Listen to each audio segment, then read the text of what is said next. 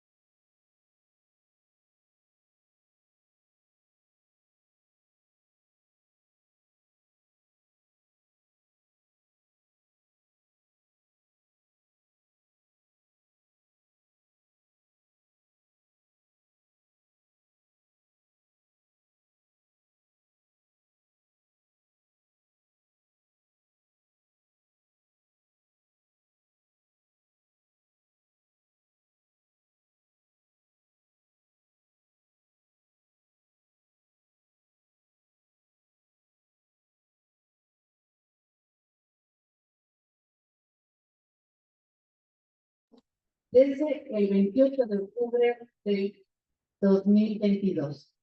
Ayuda en el seminario Rectoris Mater de Curazao como profesor. Ha impartido libros, ha impartido las materias, libros proféticos, historia de la filosofía, sacramentos, libros históricos. Es un pecador que confía que el Señor lo salve por su misericordia. Padre Daniel, bienvenido. Muchísimas gracias. El auditorio es tuyo.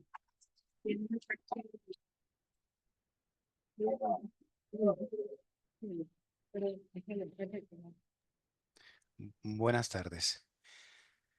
Bueno, empezamos con una oración en el nombre del Padre y del Hijo y del Espíritu Santo.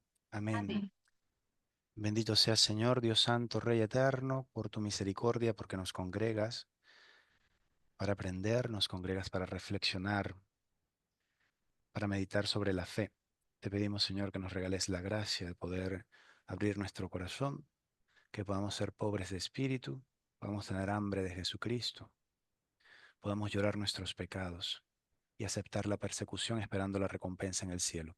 Eso te pedimos por tu Hijo Jesucristo, que vive y reina por los siglos de los siglos. Amén. En nombre del Padre, del Hijo y del Espíritu Santo. Amén. Bueno, pues, primeramente, muy buenas tardes. Mi nombre es Israel.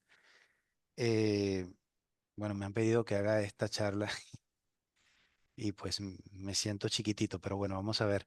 Haré lo que el Señor me ayude a hacer. Haré lo que pueda.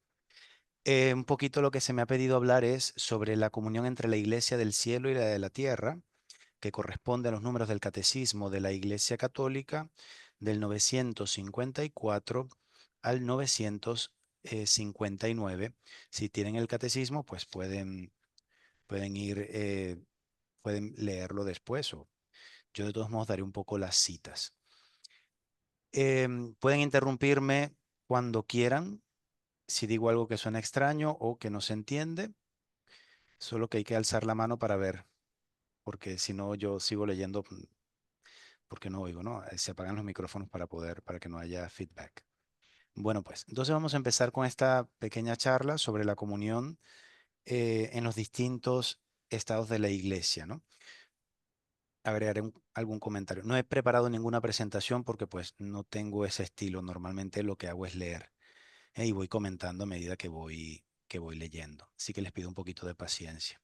Yo sé que, bueno, como son de amigos de Jesús y de María, ustedes están muy acostumbrados a la pedagogía, ¿verdad? Aquí les ponen a los muchachos películas, imágenes muy bonitas. Yo soy un poquito al estilo viejo. Bueno, pues empezamos.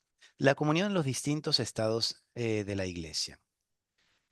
Em, Cuando leemos el catecismo de la Iglesia Católica, nos encontramos precisamente con la afirmación de que la unión entre los miembros de la Iglesia peregrina, es decir, nosotros que estamos todavía en la tierra, y los hermanos que durmieron en la paz de Cristo no se interrumpe de ninguna manera. Esto está en el número 955 del Catecismo de la Iglesia Católica. Esta afirmación, que para nosotros es bastante sencilla, o sea, o puede resultar común, la hemos escuchado o lo creemos, ¿eh? Encierra una grandísima profundidad, ¿no? Y tenemos que ir a la base teológica para ver de dónde surge eh, esta verdad, ¿no? Esta verdad de fe. El punto de partida que nos permite afirmar una comunión entre la iglesia peregrina, la iglesia purgante y la iglesia triunfante es básicamente aquella experiencia paulina en la que Cristo mismo se identifica con su iglesia. Leemos en los Hechos de los Apóstoles que cuando San Pablo se dirigía hacia Damasco, en persecución de los cristianos, se le aparece Cristo y le pregunta: Saulo, Saulo, ¿por qué me persigues? Él dijo: ¿Quién eres, Señor? Y le dijo: Yo soy Jesús, a quien tú persigues. Esto está en los Hechos de los Apóstoles, capítulo 9, versículos del 4 al 6. Esto, el fin de la cita. Esta experiencia no solo marca el momento de la conversión del apóstol, sino que al mismo tiempo le permite ver una realidad teológica fundamental y que es muy recurrente en las cartas paulinas. ¿Eh? La iglesia es la presencia aquí y ahora de Cristo crucificado y resucitado. La iglesia es cuerpo de Cristo. Ahora bien, lo que vamos a intentar es reflexionar partiendo de aquí. Leamos una carta, un fragmento de la primera carta a los Corintios que dice así. Empiezo. Las partes del cuerpo son muchas, pero el cuerpo es uno. Por muchas que sean las partes, todas forman un solo cuerpo. Así también Cristo. Hemos sido bautizados. Allí la palabra bautizo griega significa, sería mejor traducirla por hemos sido sumergidos. Sumergidos en el único espíritu para que formáramos un solo cuerpo, ya fuéramos judíos o griegos, esclavos o libres, y todos hemos bebido del único espíritu. Es como cuando tú agarras una esponja, o sea, para que se haga una imagen, y la metes en el agua, ese agua, ¿verdad?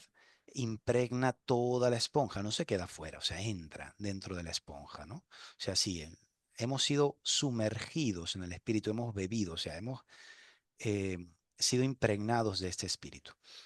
Un solo miembro no basta para formar un cuerpo, sino que hacen falta muchos. Supongan que diga el pie: no soy mano y por tanto no soy parte del cuerpo. No por eso deja de ser parte del cuerpo. O también que la oreja diga: ya que no soy ojo, no soy parte del cuerpo. Tampoco por eso deja de ser parte del cuerpo. Si todo el cuerpo fuera ojo, ¿cómo podríamos oír? Y si todo el cuerpo fuera oído, ¿cómo podríamos oler? Dios ha dispuesto los diversos miembros, colocando cada uno en el cuerpo como ha querido. Si todos fueran el mismo miembro, ¿dónde estaría el cuerpo? Pero hay muchos miembros y un solo cuerpo. Esto es la primera carta a los Corintios, el capítulo 12, versículos del 12 al 20. Hay mucho más. Está la carta a los Efesios, en el capítulo 4, San Pablo, hay un momento donde dice eh, una sola fe, un solo Señor, un solo Espíritu, un solo cuerpo, dice. Hay un solo cuerpo. En este pasaje queda claro que es el Espíritu la realidad unificadora. Si somos un solo cuerpo es básicamente porque el día de nuestro bautismo y confirmación hemos recibido el mismo y único Espíritu que nos sumerge en la Trinidad por medio de Cristo. Ustedes saben que en el Evangelio de San Juan, por ejemplo, está muy claro que el Espíritu siempre es identificado con el agua, ¿no?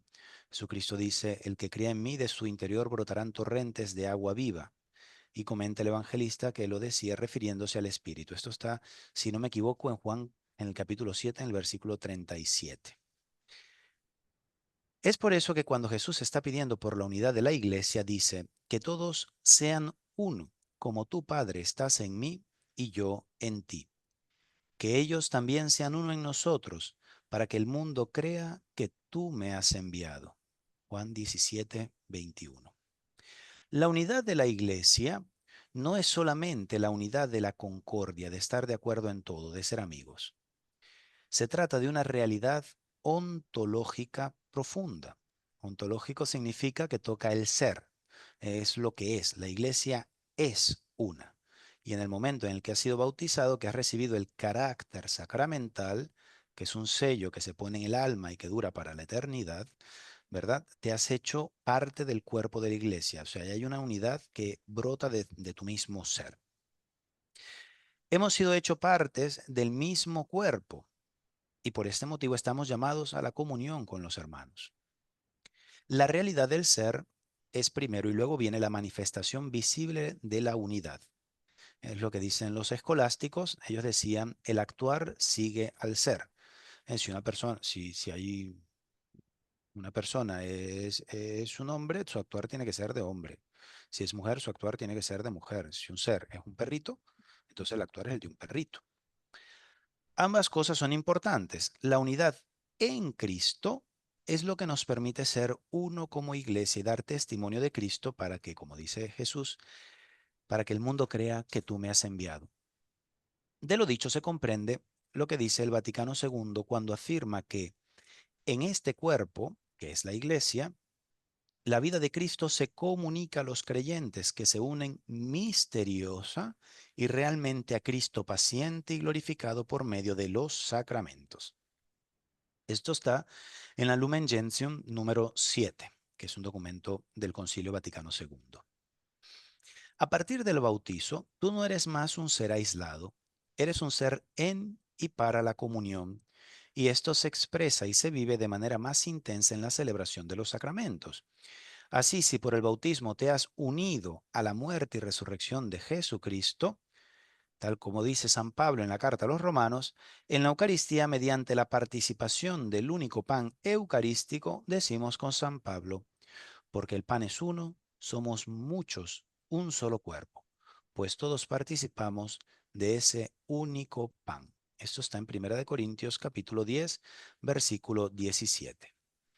O sea, cuando decía San Agustín, no eres tú el pan, cuando tú recibes el cuerpo de Cristo, Él no se transforma en ti, eres tú el que te transformas en Él. O sea, tú entras en la unidad del cuerpo de una forma mucho más intensa. Esta unión es tan radical que no solo quedamos configurados como miembros del cuerpo de Cristo, sino que entonces somos miembros uno del otro. Es por eso que, dice la Lumen Gentium 7, al unificar el cuerpo, el mismo espíritu por sí y con virtud y con su virtud, por la interna conexión entre los miembros, produce y urge la caridad entre los fieles. Por tanto, si un miembro tiene un sufrimiento, todos los miembros sufren con él. O si un miembro es honrado, gozan juntamente todos los miembros. Tendríamos que preguntarnos si esto se cumple en nuestra vida, ¿eh? Si nosotros sufrimos con el hermano que sufre, si nos alegramos con el que se alegra. Este es el punto de partida que nos permite comprender el artículo del credo sobre la comunión de los santos. Se trata efectivamente de que todos los creyentes forman un solo cuerpo y por esto el bien de los unos se comunica a los otros. Esto está en el Catecismo de la Iglesia Católica en el número 947. El Catecismo habla de que la comunión de los santos se puede entender en dos sentidos. La comunión en las cosas santas, que es la comunión sacramental por medio de los sacramentos de la Eucaristía que crea y refleja la unidad de la Iglesia, y la comunión entre los santos, entre todos los miembros de la Iglesia. Esta comunión entre los santos no es solo una realidad terrenal, sino que la trasciende. Y aquí entramos precisamente en la comunión entre la iglesia terrestre y la iglesia celestial. Si volvemos a la afirmación de la iglesia como cuerpo de Cristo, de lo que hemos estado hablando, en la Escritura aparece claramente que Cristo es cabeza de la iglesia, tal como lo dice la carta a los Colosenses en el capítulo 1, versículo 15 al 18. Esta expresión nos hace pensar un poco en un parto. Cuando un niño nace de manera natural, la primera parte del cuerpo que sale a la luz es la cabeza. Así Cristo está sentado a la diestra del Padre, pero aún nosotros aún nos encontramos en camino, estamos en el proceso del nacimiento. Efectivamente, dice la Lumen Gentium que la Iglesia no será llevada a su plena perfección, sino cuando llegue el tiempo de la restauración de todas las cosas, y cuando con el género humano también el universo entero, que está íntimamente unido con el hombre y por él alcanza su fin, sea perfectamente renovado. Con otras palabras, esperamos el fin de los tiempos, la restauración de todo lo creado. O como dice San Pedro en su segunda carta, esperamos cielos nuevos y tierras nuevas, donde tiene su morada la santidad. Que la Iglesia como cuerpo se encuentre en este proceso de nacimiento explica que exista una comunión entre los miembros que aún estamos en la tierra y aquellos que se purifican, aquellos que son y aquellos que son glorificados. Ustedes saben que eh, la imagen del cuerpo es muy significativa. Cuando una persona moría, la iglesia primitiva le llamaban a eso el dies natalis, o sea, el día en que la persona había nacido. O sea, es siempre la imagen del nacimiento, del cuerpo de Cristo que va naciendo, ¿no? En definitiva, no podemos separarnos unos de otros porque somos un solo cuerpo, ya que poseemos el mismo espíritu. La Lumen Gentium lo dice de esta manera. Dice así el número 49 de la Lumen Gentium. Todos, aunque en grados y formas distintos, estamos unidos en fraterna caridad y cantamos el mismo himno de gloria a nuestro Dios. Porque todos los que son de Cristo tienen su espíritu y crecen juntos y en él se unen entre sí formando una sola iglesia. Por tanto, la unión de los peregrinos con los hermanos que durmieron en la paz de Cristo de ninguna manera se interrumpe. Antes bien, según la constante fe de la Iglesia, se fortalece con la comunión de los bienes espirituales. Esto está en la Lumen Gentium número 49, fin de la cita. Esto que acabamos de decir tiene consecuencias tremendas en la vida de la Iglesia. Básicamente, la santidad de los que están en la presencia del Señor es como si se desbordara y por tanto se nos comunica. Por eso ellos consolidan, dice la Lumen Gentium, a la iglesia en la santidad, ennoblecen el culto que la iglesia ofrece a Dios en la tierra y contribuyen de diferente manera a su edificación. Ellos no dejan de interceder por nosotros por medio de Jesucristo y presentan al Padre por medio de Cristo los méritos que alcanzaron en la tierra. Los santos, entonces, son nuestros hermanos en la fe, pero ya han llegado a la meta. Y sería incorrecto pensar, como hay ciertas sectas que piensan, que la contemplación de Dios en la que están los privan de la comunión con el resto del cuerpo. Esto es un absurdo, básicamente porque somos un solo cuerpo y porque hay un solo espíritu. Al contrario, ellos interceden, se interesan por nosotros, nos animan. El catecismo ha citado una frase muy bonita de Santa Teresa del Niño Jesús, lo tengo acá, dice, pasaré mi cielo haciendo el bien sobre la tierra. O sea, los santos siguen en comunión con nosotros y nosotros en comunión con ellos. A tal respecto, el libro del Apocalipsis nos presenta a los santos entregando las oraciones que son presentadas allí, simbolizadas por el incienso. Esto está en el Apocalipsis 5,8. Y la carta a los hebreos tiene un pasaje que es precioso. Después de describir la fe de todos los grandes personajes del Antiguo Testamento, nos dice, por tanto, comienza la cita, también nosotros, teniendo en torno tan gran nube de testigos, sacudamos todo lastre y el pecado que nos asedia y corramos con fortaleza la prueba que se nos propone.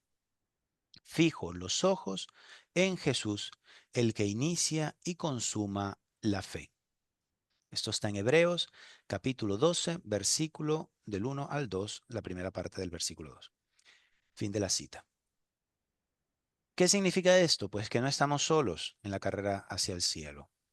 Los santos están a nuestro alrededor animándonos e intercediendo por nosotros. Esta unión entre la iglesia terrestre y celeste se hace también muy patente durante la Eucaristía. En el libro del Apocalipsis, San Juan es llevado al cielo en éxtasis y ve una asamblea eucarística. Eso lo vemos clarito en el capítulo 4 y aparece también más adelante. En medio del trono hay un cordero como degollado, a quien toda la creación adora, tanto los santos, representados por los 24 ancianos, como los 4 seres. Es el mismo, esto que ve San Juan en éxtasis, es lo mismo que ocurre en la tierra, en que se hace presente en la celebración de la Eucaristía, por lo que podemos decir que en la misa el cielo y la tierra se unen y nuestra comunión con Cristo y con los santos se hace muchísimo más intensa. Es precioso cuando nosotros estamos en la Eucaristía, hay un momento en el que cantamos el santo, ¿verdad? Pues es lo mismo que ha visto Isaías en el templo, que escuchábamos la semana pasada, que los ángeles decían, los serafines decían santo, santo, santo, es decir, el cielo y la tierra se unen. Ocurre precisamente lo que dice el autor de la carta a los Hebreos cuando afirma: os habéis acercado al monte Sión, a la ciudad del Dios vivo, a la Jerusalén celestial y a miriadas de ángeles, reunión solemne y asamblea de los primogénitos inscritos en los cielos, y a Dios, juez universal, y a los espíritus de los justos llegados ya a su consumación, y a Jesús, mediador de una nueva alianza. Fin de la cita. Eso está en Hebreos capítulo 12, versículo 23 al 24. Esta es la razón por la que la Iglesia puede afirmar que desde el principio creyó que los apóstoles y los mártires de Cristo, por haber dado supremo testimonio de fe y amor con el derramamiento de su sangre, nos están íntimamente unidos. A ellos, junto con la bienaventurada Virgen María y los santos ángeles, profesó peculiar veneración e imploró piadosamente el auxilio de su intercesión.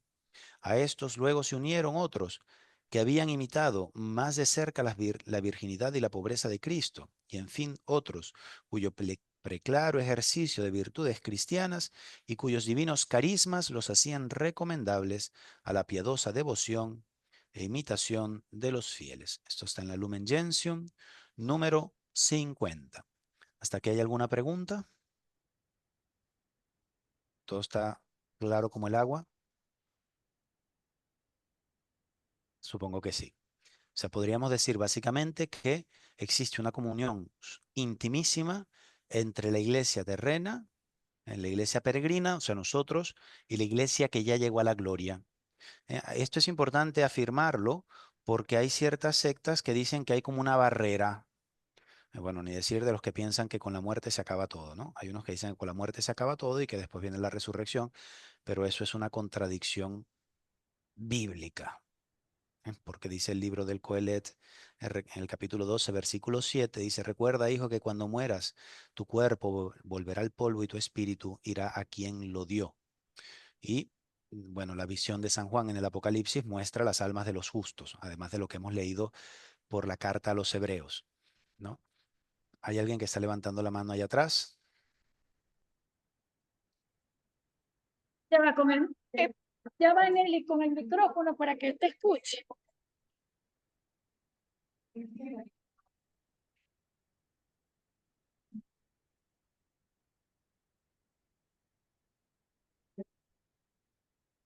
Se vaya todavía. Wow. Buenas tardes, padre. Buenas tardes. Nelly de República Dominicana. Ok. A ver, tenemos la iglesia terrenal y usted vio la iglesia en gloria. Los que están en el purgatorio, ¿cómo le llamaríamos entonces? No entendí la pregunta, no sé si es que no se escuchó bien. Hablas de la iglesia terrenal y la iglesia gloriosa. Yo quería para llevarla a usted a montar un poco en esto, pero no sabemos. ¿Cómo? Padre, usted habla de la iglesia terrenal y de la iglesia en gloria. Ujú. Sabemos que hay una iglesia purgante. A lo que Sí, están en el purgatorio se le llama iglesia también. claro, de eso vamos a hablar ahora. De eso vamos a hablar ahora, precisamente. ¿Alguna otra pregunta al respecto sobre lo que Padre, hemos hablado? yo tengo una pregunta, padre. Sí, ¿Me oyen? sí, oigo perfectamente. Yo el otro día fui a una charla y un padre dijo, y un Ujú. sacerdote dijo en una charla que que el cuerpo, cuando uno muere, el cuerpo se hace polvo, Ajá. que el alma que el espíritu vuelve a su origen y el alma, o sea que son tres cosas, espíritu, alma y cuerpo. Usted Vamos a dijo, ver, no, sí, a ver cómo explico eso. El problema es que habría que ir al catecismo de la Iglesia Católica para ver cuál es la visión antropológica que tiene la Iglesia. La Iglesia, cuando hablamos, San Pablo habla de espíritu y alma y cuerpo, creo que es en la carta a los tesalonicenses, pero cuando San Pablo habla del espíritu, se está refiriendo es al Espíritu Santo. Espíritu, alma y cuerpo. O sea, San Pablo está pidiendo para que el Señor cuide en los fieles el Espíritu Santo, para que el Espíritu Santo no sea rechazado de los fieles. Ahora, ¿cuál es la constitución antropológica nuestra? El avance más profundo en esto ha sido Santo Tomás de Aquino, ¿verdad? Que dice que el alma es forma del cuerpo. ¿Qué significa esto? Esto significa pues básicamente que el alma no es una cosita, no es como el piloto que maneja el cuerpo, no, sino que el cuerpo es el cuerpo precisamente porque tiene el alma, es decir, que desde el último átomo o desde el último quarks que tú tienes hasta lo más visible que tienes, todo está configurado de tal forma porque tiene alma. O sea, el alma es el que mantiene la unidad de todas tus moléculas, por decirlo de alguna manera. Y por tanto, tu cuerpo, tu expresión física es una manifestación de tu alma, de lo que eres tú. ¿Qué pasa cuando tú separas el alma del cuerpo? Pues que el cuerpo se disuelve porque no tiene lo que lo hace cuerpo, lo que lo hace una cohesión. Es como que hicieras una estatua de sal o de en la arena, ¿no? De la playa. Haces una estatua y se disuelve. ¿Por qué nosotros no nos disolvemos? Porque nosotros tenemos algo que se llama alma. Esta alma que nosotros tenemos es espiritual. Es espiritual. Entonces, cuando el alma se separa del cuerpo, el alma pervive al cuerpo. Sin embargo, el alma, para expresarse, necesita del cuerpo. O sea, nosotros no tenemos una visión dualista. Nosotros no pensamos que el alma es una cosa y el cuerpo es otra cosa. Nosotros, la Iglesia Católica habla de coprincipios. El alma y el cuerpo, de alguna manera, se refieren mutuamente, porque el cuerpo le sirve al alma para expresarse y el alma configura el cuerpo, o sea, le da al cuerpo la forma que tiene, o sea, le da al cuerpo el ser lo que es, ser humano, ¿no? Tú eres un ser humano porque tienes alma humana. Entonces, ¿qué es lo que ocurre? Cuando una persona muere, lo que pasa es que el alma se separa del cuerpo y entonces, claro, como el cuerpo ya no tiene la forma substancial, entonces se disuelve, vuelve a otros elementos. Sin embargo, habría que decir algo aquí muy interesante, que es que el alma queda con una tensión, porque el alma necesita de alguna manera el cuerpo. De manera que la misma estructura antropológica de alguna forma exige o plantea ya la resurrección. O sea, nosotros no es que simplemente morimos y el alma se va a quedar separada para siempre, no. Esperamos la resurrección porque el alma para expresarse completamente necesita del cuerpo. ¿Se entendió un poco? creo que salieron más preguntas. Tengo Si una estos temas pregunta. son así. Padre Israel, Sí, desde Ecuador nos preguntan, ¿cuál es el bien. papel de las oraciones y las misas por los difuntos en la purificación de las almas en el purgatorio, según la iglesia purgante? Sí, de eso ahorita cuando lleguemos a la parte de la iglesia purgante, porque todavía estamos hablando de la iglesia glorificada, de la iglesia en la gloria, vamos a hablar un poquito de cuál era la tradición de la iglesia desde el principio. ¿Ya? Una preguntita más. Sí. No sé si voy a tocar esto ahorita en lo de la iglesia purgante, pero por si no lo tocar, las almas del purgatorio también al igual que la comunión de los santos, participan de las misas, Padre. Se benefician, sí, por supuesto que sí. Por supuesto que sí, se benefician. Decir tanto que participan, pues fíjate que ahí sí hay un misterio grande, pero si se benefician, tienen que participar de alguna manera. Gracias, padre. Una última pregunta. Yo diría en esta pregunta que nosotros pedimos a la Santa del Purgatorio que interceda. No, ¿Sí? no escuché bien la pregunta, perdone. Nosotros le pedimos a las almas del purgatorio, hay una versión que dice, almas del purgatorio, pedid nosotros y nosotros pediremos por ustedes. Ok. Tiene completamente lógica porque si estamos en el mismo espíritu, podemos seguir rezando unos por otros. Perfecto. Ahora bien, podemos decir directamente que el alma es espiritual. ¿Perdón? Que el alma es espiritual. Sí, el alma es espiritual. Gracias. El alma humana es espiritual. Otra pregunta, padre. Ya va. Padre, Por cierto, hay una conferencia de un padre, un sacerdote jesuita muy famoso llamado el Padre Carreira, donde hace un poquito una aproximación desde la ciencia, ¿no? Él dice, la materia nosotros la explicamos por las 4 fuerzas fundamentales de la física, que son la fuerza electromagnética, la nuclear fuerte, la nuclear débil y la fuerza gravitatoria. Entonces, lo que no entre, lo que no tenga influencia de estas 4 fuerzas no puede ser materia. Entonces, por ejemplo, un poema, tú no lo puedes explicar ni por la fuerza gravitacional, ni por la nuclear débil, ni por la nuclear fuerte, ni por la electromagnética. Un poema es una entidad espiritual que has creado en tu espíritu. Entonces, ya eso o sea, nosotros tenemos muchos elementos que son espirituales. La reflexión interna. Tú reflexionas sobre ti mismo. Eso es un acto espiritual. La abstracción es un acto espiritual. O sea, ¿cómo sabes tú cuando ves distintos seres, cómo sabes tú que esos son perritos y no son gatos? Porque tú has hecho, tu alma, dice la teoría del conocimiento de Santo Tomás de Aquino, tu alma lo que ha hecho es que ha sacado el elemento inteligible de la esencia de la cosa que has visto, ¿verdad? Y ha guardado ese elemento inteligible, que es lo que nosotros llamamos, en filosofía, se llama verbum mentis, se ha guardado en tu mente un elemento inteligible. Entonces, cuando tú ves, cuando se te aparece en la mente, en tu entendimiento, una imagen de un perrito, ¿verdad? Tu mente inmediatamente reconoce porque ha hecho un acto espiritual, ha extraído lo que es inteligible de ese ser. O sea, nuestro espíritu, el alma humana es completamente espiritual. padre, una pregunta.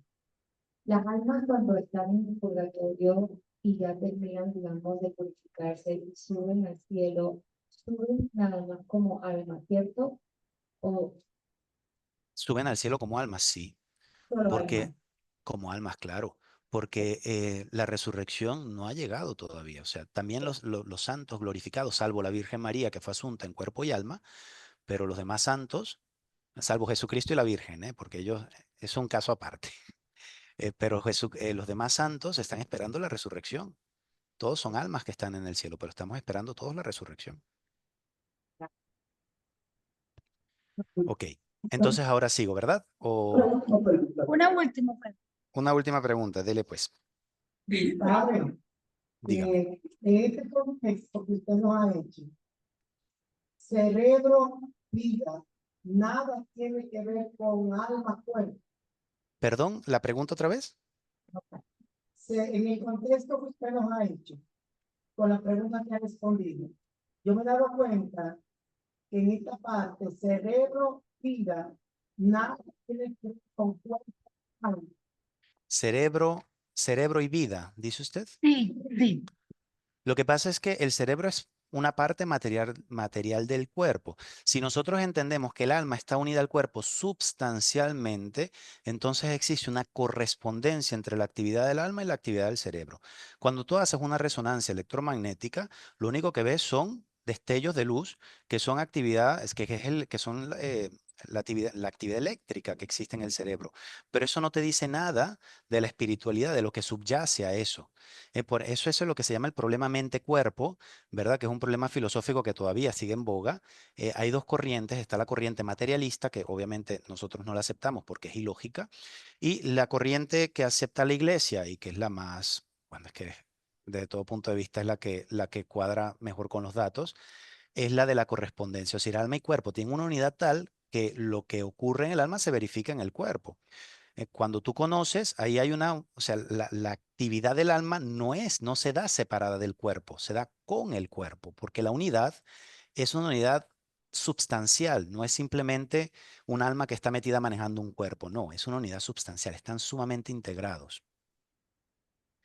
Yo pongo un ejemplo, los ejemplos siempre son odiosos, especialmente cuando hablamos de estos temas que son tan complicados, pero lo voy a poner así. O sea, es diferente cuando tú, por ejemplo, tienes, acá tengo este pote, tienes el agua dentro del pote. El agua es un ser y el pote es otro ser. Son separables completamente. Yo puedo botar este agua y el pote queda vacío. Esa es una visión dualista. Nosotros no somos así. Distinto sería que tú tengas el café y la leche mezclados. Están tan impregnados el uno del otro, están tan compenetrados que son inseparables. Pues digamos así, el ejemplo es muy pobre, pero digamos que el alma y el cuerpo son como el café y la leche. ¿Eh? El ejemplo es demasiado malo, pero no se me ocurrió otro. Bueno, pues creo que me gusta más el de la mayonesa. Cuando tú emulsionas el vinagre con el aceite, que son inseparables. Ese me gusta más, pero bueno. El punto es que es una sustancia. El hombre es una sustancia completa en sí. El hombre no es una sustancia alma y una sustancia cuerpo accidentalmente unidas, no. Nosotros somos una unidad substancial. Estoy tratando de buscar aquí en el catecismo de la Iglesia Católica. Aquí está el hombre. Estoy tratando de buscar en la parte donde habla del alma y del cuerpo, que yo creo que a ustedes les encantaría mucho porque estos temas que son tan complejos siempre nos gustan a todos, ¿verdad? La página 84. Si logro encontrarlo, se las digo, aunque sea más tarde.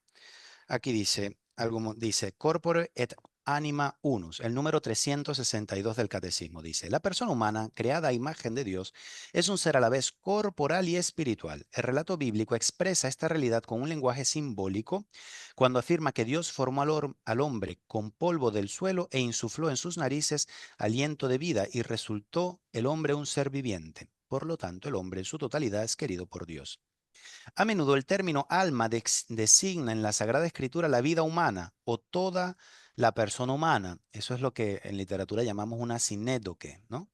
Que es cuando se menciona el todo por una de sus partes, como cuando la Escritura, la palabra hoy, ¿no? Decía en la primera lectura, maldito el que pone su confianza en la carne.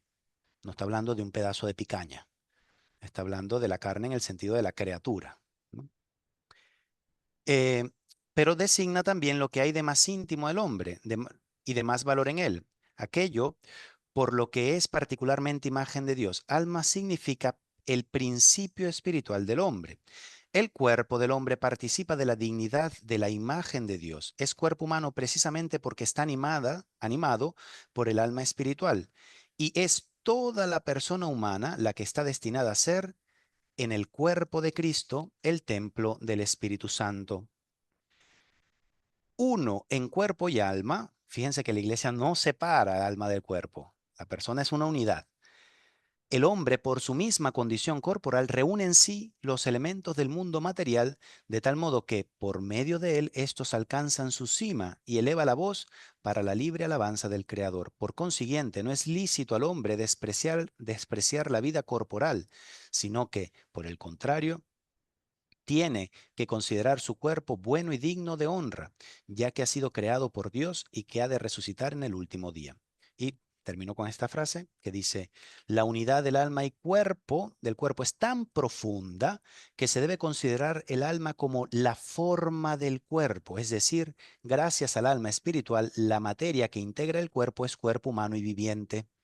En el hombre el espíritu y la materia no son dos naturalezas unidas, sino que la unión constituye una única naturaleza. O sea, no son dos entidades diferentes que se unen, sino que esta unión constituye una naturaleza. Bueno, es un poco complejo, pero es muy interesante. Esto lo pueden leer en el Catecismo número del 362 al 368.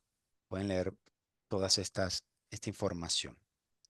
Bueno, entonces, una vez visto esto, entramos a la parte en lo que compete, lo que tiene que ver con la comunión con la iglesia purgante. Hemos hablado hasta ahora de la comunión con la iglesia triunfante, o sea, los santos.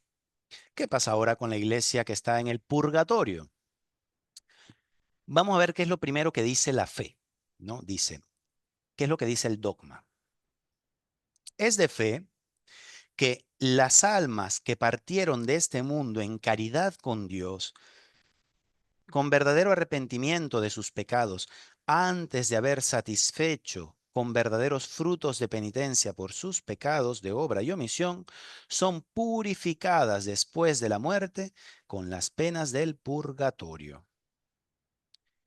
Y para alivio de esas penas les aprovechan los sufragios de los fieles vivos, a saber, los sacrificios de la misa, las oraciones y limosnas y otros oficios de piedad que según las instituciones de la Iglesia unos fieles acostumbran a hacer en favor de otros.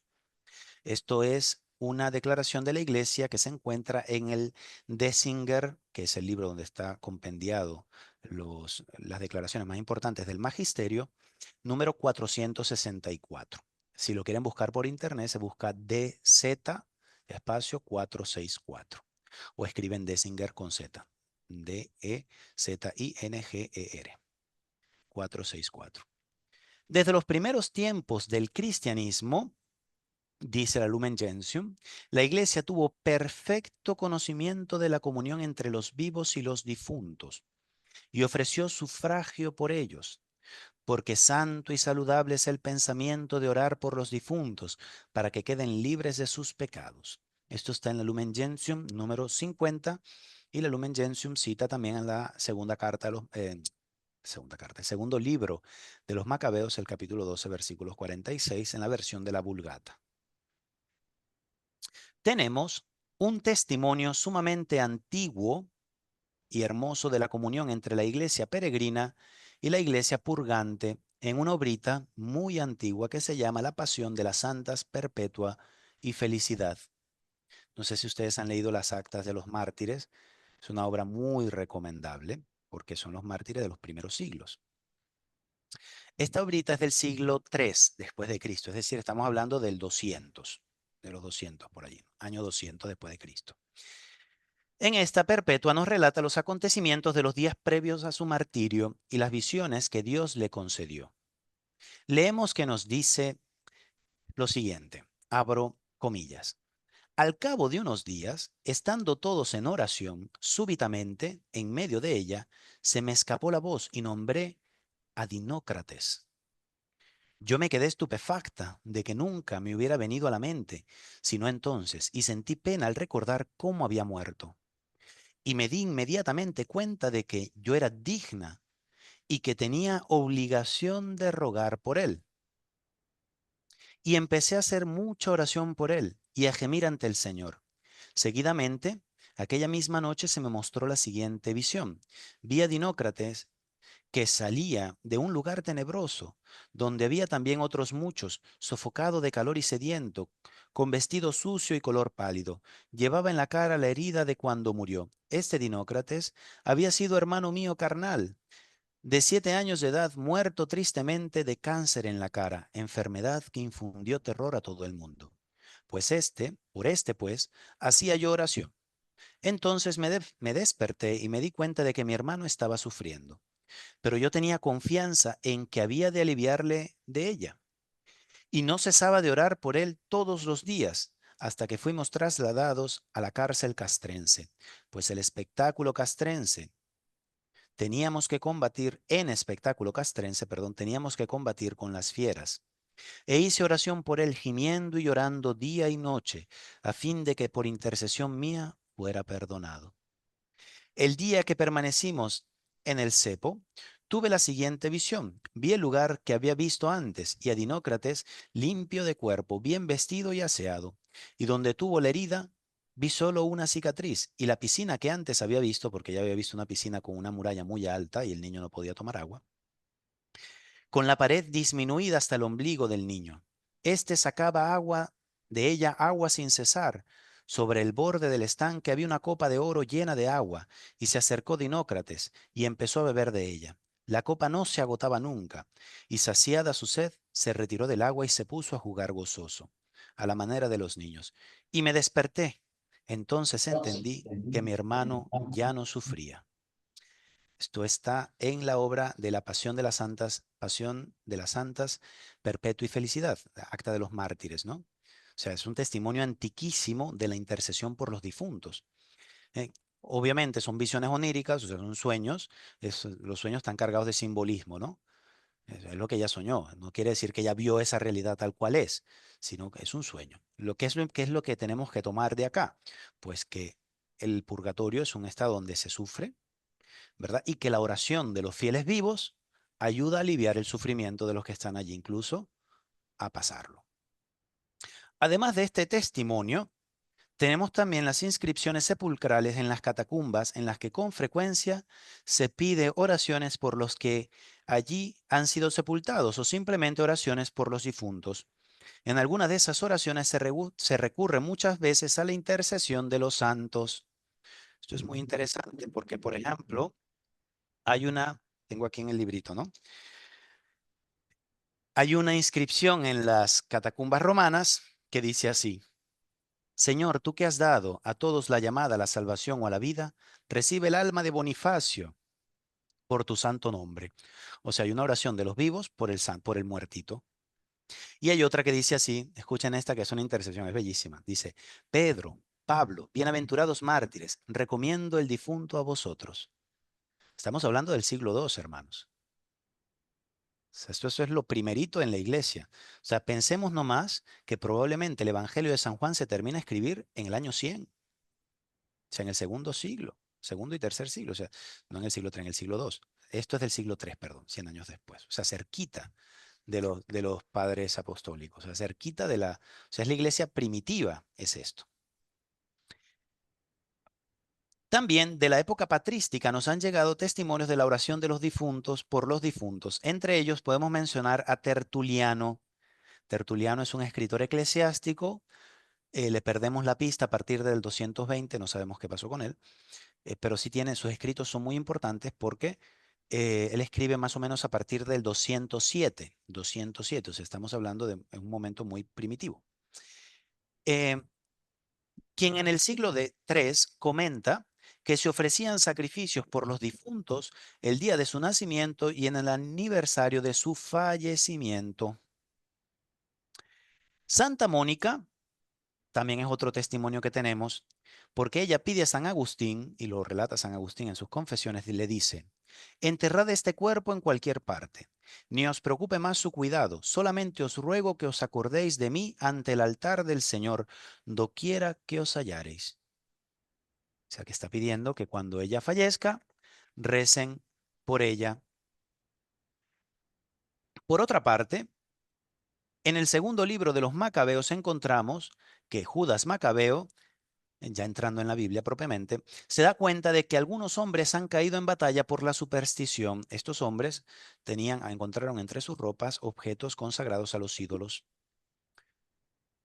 Obviamente Judas se da cuenta que el pecado de estos no puede ser comparable a la apostasía, porque estos hombres han perdido la vida luchando por el templo, luchando por el Señor, pero han tenido una caída. Entonces, ¿qué hace Judas? Él manda a ofrecer oraciones y sacrificios por los que habían muerto para el perdón de sus pecados. Y el libro de los Macabeos dice al respecto: después de haber reunido, abro citación, después de haber reunido entre sus hombres cerca de 2000 dracmas, las mandó a Jerusalén para ofrecer un sacrificio por el pecado, obrando muy hermosa y noblemente pensando en la resurrección. La necesidad de purificarse para poder entrar en la presencia de Dios surge de la incompatibilidad absoluta entre el pecado y Dios. A tal respecto dice el Salmo 15, versículo 1 al 2, dice, Señor, ¿quién podrá morar en tu tienda? ¿Quién habitará en tu monte santo? El que camina sin tacha. Fin de la cita. Y el Apocalipsis confirma esto cuando dice que en la Jerusalén celestial nada manchado entrará. Apocalipsis 21,27. La purificación es pues necesaria. En ella se prueban nuestras obras, tal como dice San Pablo en la primera carta a los Corintios, capítulo 3, versículo 14. Aquel cuya obra construida sobre cimiento resista, recibirá la recompensa, mas aquel cuya obra quede abrasada sufrirá el daño. Él no obstante quedará salvo, pero como quien pasa a través del fuego. Por otra parte, hemos repetido continuamente que somos parte del mismo cuerpo. Y así dirá el apóstol. Los que me preguntaban si nuestras oraciones ayudaban a las almas de los difuntos. Mira lo que dice el apóstol San Pablo en la carta a los Colosenses capítulo 1 versículo 24. Dice, ahora me alegro por los padecimientos que soporto por vosotros y completo en mi carne lo que falta las tribulaciones de Cristo en favor de su cuerpo, que es la iglesia. Es decir, si existe una comunión con la iglesia triunfante, también existe una comunión con la iglesia purgante, con la iglesia, porque estos hermanos son hermanos que están destinados a la salvación. Del purgatorio no se va al infierno, del purgatorio se va al cielo, porque estos hermanos lo que están es purificando. ¿De qué manera se purifican? ¿Qué es lo que la iglesia quiere decir cuando habla de fuego purificador? Que no es una expresión, no es un, o sea, no siempre la iglesia lo dice de la misma manera, pero ¿qué es lo que quiere decir con esto? Pues hay cosas que nosotros no sabemos. Sabemos sí que en el estado de purgatorio hay una pena, ¿verdad? Que es una pena purificadora que nos ayuda a llegar al cielo. En el fondo, lo que se trata es de restaurarnos, de restaurar la nueva creación que ha hecho Cristo en nosotros. A tal respecto es importante mencionar lo siguiente, ¿no? Porque también porque ahora estamos en el año jubilar, ¿no? El año de la esperanza. Eh, Normalmente cuando nosotros cometemos un pecado, el pecado tiene dos elementos fundamentales. Tiene el elemento de la culpa y tiene el elemento de la pena o las consecuencias del pecado, ¿verdad? Eh, es como cuando tú chocas un auto, ¿no? Cuando tú chocas un auto, digamos así, tú vas por la calle y se te atravesó alguien y tú en vez de frenar, te distrajiste y golpeaste el auto y pum, lo dañaste. Entonces tú eres culpable, pero además hay una consecuencia, el auto está dañado. Entonces, el sacramento de la reconciliación, ¿verdad? Cada vez que nos vamos a confesar, quita la culpa, porque la culpa tiene como consecuencia la pena eterna, pero quedan las consecuencias. ¿Qué es esta consecuencia? ¿Qué son estas consecuencias?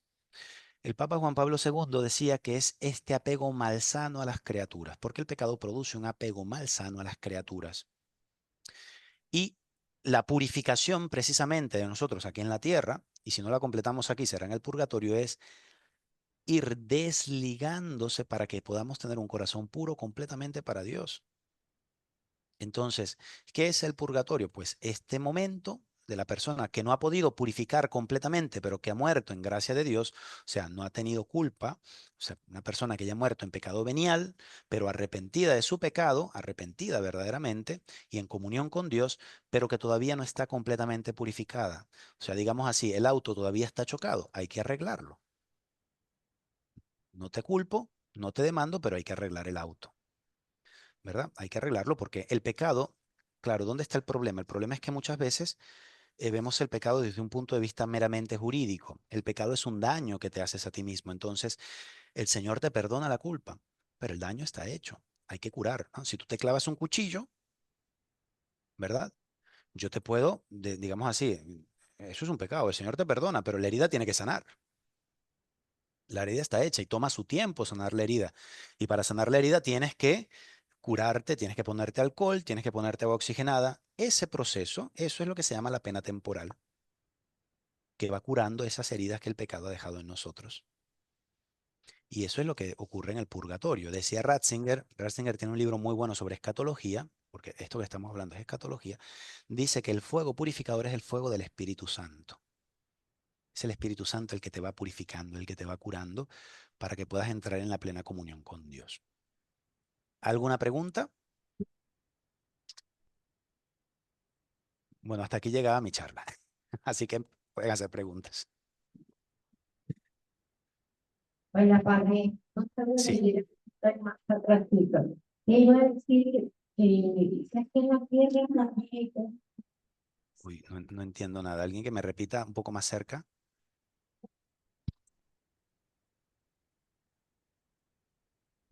Ajá, padre. Ah, ya va a venir para acá. Ah, ya va para allá, perfecto. Así escucho bien. Ahí no sé si me escucha mejor. Sí, ahora ¿Se escucho escucha, mejor. padre? Sí, ahora sí oigo. Diga. Vale. Lo que preguntaba es que aquí en la tierra también uno está purgando. Me refiero a que recientemente falleció. Se No cortó el audio. sé, de una enfermedad. Ok. Sí, en la tierra podemos purgar los pecados, claro que sí. Por eso es el valor fundamental del sufrimiento.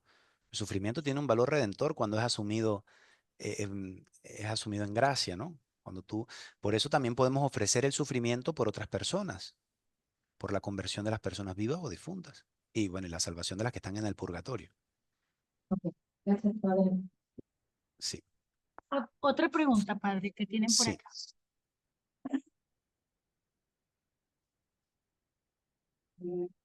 Usted dijo que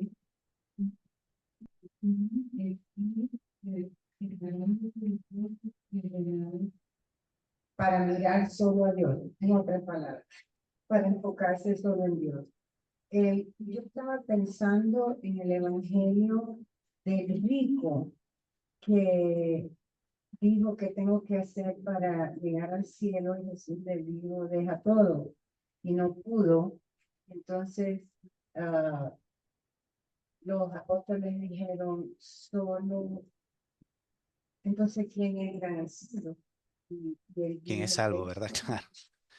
todos, Mm. todo es posible con Dios. Eso No, tiene no entendí la que última parte, perdón. todo después dice Jesús, todo es posible con Dios. Entonces, para Dios nada es imposible, exacto. Porque Exacto. dice, es más difícil que se salve un rico a que un camello entre por el agujero Entonces de eso una se aguja. refiere al purgatorio, quizás, porque eh, yo lo que veo es, ok, él le dijo que no a Jesús, pero todavía es posible que se salve y será por el purgatorio. ¿Tiene que ver con eso o qué, con qué tiene que ver?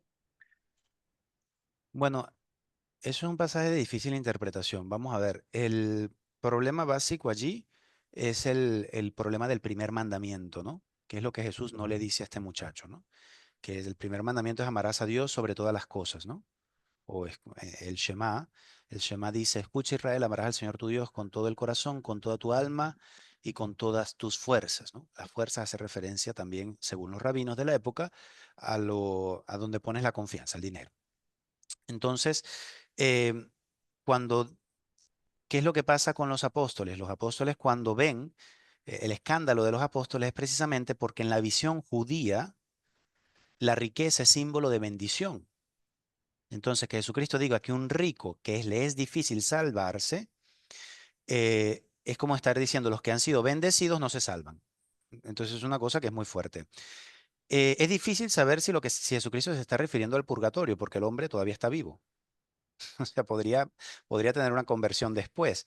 O sea, podría ser lo que Jesús está diciendo, es que aquellos que ponen su confianza en las riquezas, o sea, que en vez de poner a Dios ponen a la riqueza por delante, es difícil que se salven. Eso no significa que Dios no pueda cambiarle el corazón a la persona, no pueda permitir un acontecimiento que le cambie el corazón a la persona.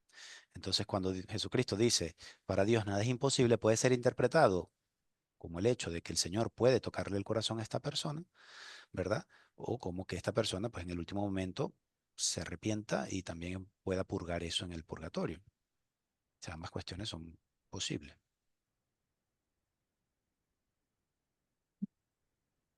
¿Alguna otra pregunta? El que purga en la tierra, no tiene que purgar en el purgatorio.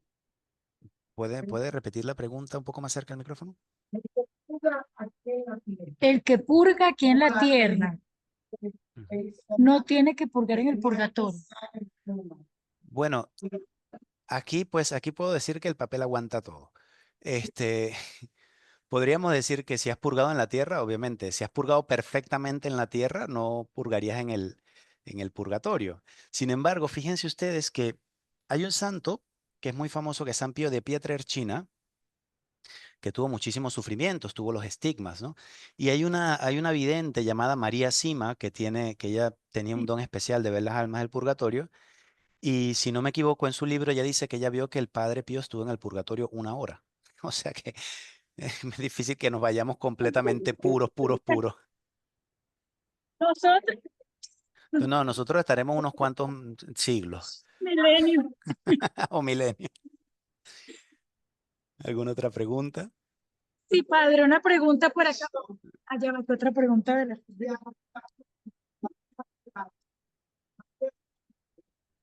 Pueden Hace repetirla más cerca del que es el micrófono. purgatorio. ¿Vamos a purgarnos al infierno? ¿A qué vamos? Pregúntame. Lo que pasa es que el infierno es el no Dios.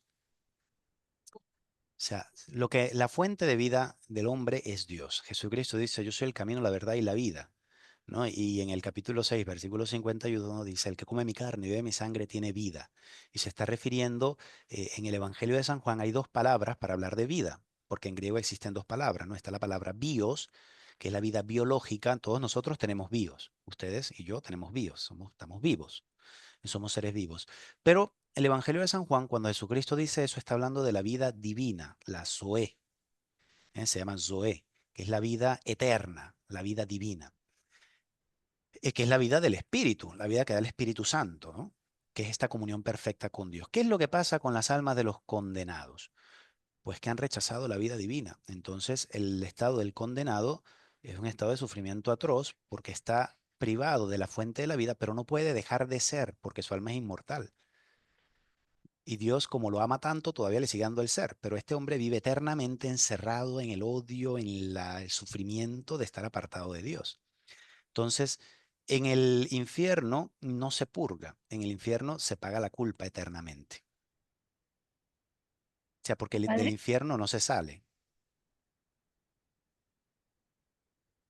De hecho, dice el capítulo 5 de San Juan, cuando habla de la resurrección, y eso es importante aclararlo, porque todos vamos a resucitar, tanto los que hicieron bien como los que hicieron mal, ¿eh? La resurrección no es solamente para los que, o sea, toda la creación, todos los hombres van a resucitar. Y dice, y unos para una resurrección de vida y otros para una resurrección de juicio. O sea, si la persona, ahí está el estadio intermedio, los que han muerto ya están en el estadio intermedio. Cuando uno muere hay un juicio particular, se llama. En ese juicio particular ya se decide si vas al cielo, al infierno o al purgatorio, ¿verdad? Eh, si en el juicio particular, pues has ido al infierno, cuando resucites irás al infierno. Ese es tu destino eterno. Solamente que ahora irás al infierno con cuerpo y alma, un cuerpo resucitado. Si si en el juicio particular se ha determinado que vas al purgatorio, eso significa que vas a ir al cielo. Tendrás que purificar, pero te salvarás, irás al cielo. El purgatorio no es un estado definitivo, es un estado transitorio. ajá, padre, y una última pregunta ¿Sí? que le hacen por aquí.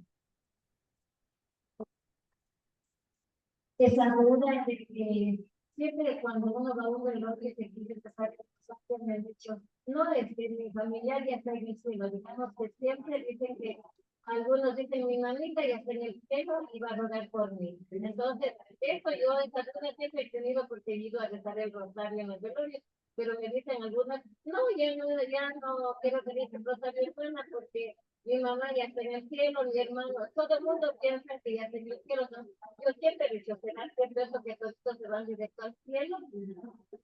Obvio que no. Sí, Sí, allí hay eso es consecuencia de un error que incluso cometemos los curas, que es que claro, cuando nos llega un difunto por la afectividad de no querer hacer sentir a la familia mal, no somos capaces de decir que pues que la persona, pues esperemos, nosotros esperamos que esté en el cielo. Eso es una cosa distinta, pero no sabemos si está en el cielo. No lo sabemos. Por eso, si ustedes se han fijado, yo no sé si ustedes cuando vayan a un velorio, fíjense en las oraciones que se hacen, ya al final, cuando se dice, eh, eh, perdón, pero es que me cuesta mucho en español porque yo las tengo todas en empapiamento, ¿no? Entonces, por aquí Dígale las tengo. empapiamiento, que aquí hay traductoras. Ah, no, pero es que, Padre, no, no, pero no se las voy a poner difícil porque es que estas cosas son, es que se traducen muy distintas. Em, Ritual de difuntos. Pero hay una parte donde se empieza a pedir por el alma de difunto y lo que se pide es la misericordia de Dios. Vean todas las oraciones, la oración de la colecta, la oración sobre las ofrendas, la oración final de la Eucaristía de los difuntos. Todo lo que pide es la misericordia. Y se le pide, Señor, que esta persona esté contemplando tu rostro. O sea, se le pide a Dios que la admita en el cielo, pero no se afirma que esté en el cielo. Para que la iglesia afirme que una persona está en el cielo, eso se llama el proceso de canonización. Entonces hay unos requisitos, hay toda una investigación, etcétera. Bueno, padre, agradecemos muchísimo su aporte, su charla. Estamos felices de haber permitido que usted esté aquí con nosotros. Un aplauso para usted. Muchas gracias. Un aplauso para el Gracias, Señor. padre. Que nos dé la Bueno, bendición, sí, padre. claro que sí. Bueno, pero primero vamos a rezar a nuestra madre, que es la que siempre está intercediendo por nosotros. Hace pocos días celebramos la Virgen de Lourdes y a Así. mí una cosa siempre me ha gustado mucho pensar la preocupación que tiene María por los pecadores, porque eso es lo que le dice a Bernardita, ¿no? Dice, hacer penitencia por los pecadores. Precioso. Dios te salve, María, llena eres de gracia, el Señor es contigo. Bendita tú eres entre todas las mujeres y bendito es el fruto de tu vientre, Jesús. Santa María, Madre de Dios, ruega por nosotros pecadores, ahora y en la hora de nuestra muerte. Amén. El Señor esté con ustedes. Y la bendición de Dios Todopoderoso, Padre, Hijo y Espíritu Santo, descienda sobre ustedes y los acompañe siempre. Podemos ir en paz. Bueno, un saludo y pues hasta la próxima vez.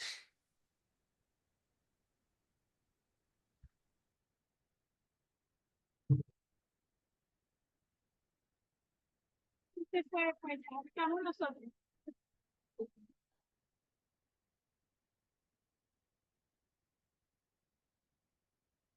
Ahora que vienen.